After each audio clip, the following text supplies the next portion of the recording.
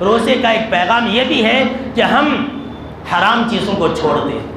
ذرا سوچئے کہ روزے کی حالت میں ہم حلال کو چھوڑ دیے تھے، سامنے کھانا پینا موجود ہے، بریانی ہے، کھجور ہے، پھل اور فروٹ ہے، یہ حلال چیزیں، ہم روزے کی حالت میں ایک منٹ بھی پہلے کوئی منہ میں لیتا ہے؟ نہیں لیتا ہے۔ جب ہم نے اللہ کو خوش کرنے کے لیے حلال کو چھوڑ دیا تھا تو کیا رمضان کے بعد ہم حرام کو نہیں چھوڑ سکتے؟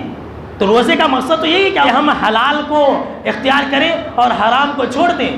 روزے کا پیغام یہ بھی ہے کہ ہم اپنے آپ کو رب کے حکم کے آگے سرنڈر کر دیں۔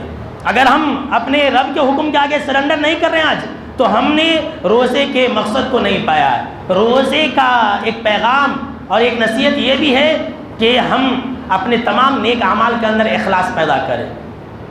اب دیکھ لیجئے، روزے کی حالت میں ہم تھے، کئی مرتبہ اکیلے رہتے تھے، تنہائی میں رہتے تھے، کوئی نہیں دیکھ رہا ہوتا تھا کہ ہم کچھ کھاتے تھے، کچھ پیتے تھے، نہیں نا، اللہ کو خوش کرنے کے لیے۔ تو اس کے اندر ہمارے لیے ایک پیغام یہ ہے کہ ہم اور آپ اپنے تمام نیک اعمال میں، نماز، صدقات و خیرات، حج، عمرہ، جتنی بھی عبادتیں ہیں، ان تمام عبادتوں کے اندر اخلاص پیدا کریں۔